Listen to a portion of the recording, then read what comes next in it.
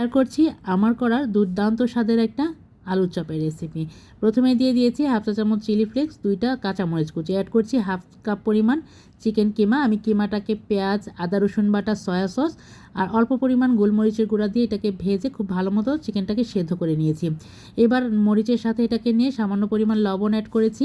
লবণটা দিয়ে দিয়েছি এটার পরিমাণ মতো, যেটা আলুতে তো আমি লবণ দেওয়া হয়নি, সেই আলুর পরিমাণে লবণটা অ্যাড করেছি। আর কিমাতে বেশ পরিমাণ লবণ অ্যাড করা ছিল।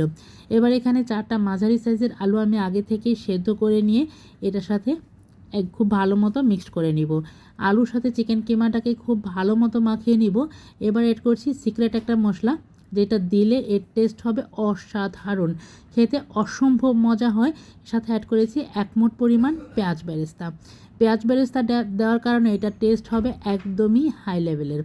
এবার এটাকে খুব ভালো মতো মিক্সড করে নিয়ে আমি চপের শেপ করে নিচ্ছি।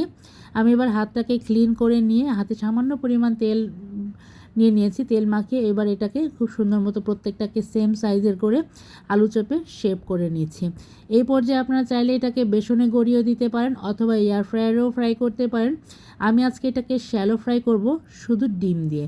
আমি একটা বাটিতে একটা ডিম খুব ভালো মতো ফেটিয়ে নিয়েছি। এবার ফ্যাটানো ডিমের মধ্যে এটাকে চুবিয়ে অল্প তেলে এটাকে শ্যালো ফ্রাই করে নিলেই বাস তৈরি মজাদার আলুর চপ। খেতে অসম্ভব মজা। আশা করছি আপনাদের কাছে ভালো লাগবে। ভালো লাগলে অবশ্যই ভিডিওটা শেয়ার করে রেখে দিবেন। আর এই ইফতার আয়োজনে আপনারা যদি এই আলু চপটা ট্রাই করে থাকেন আমাদেরকে জানাবেন আপনাদের কাছে কেমন লেগেছে। আর অবশ্যই ট্রাই করবেন এটা বানাতে, এটা কিন্তু খেতে অসম্ভব মজার হয়।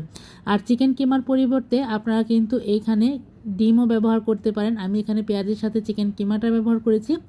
আপনারা চাইলে চিকেন কিমার পরিবর্তে একটা ডিমটাকে ভেজে নিতে পারেন।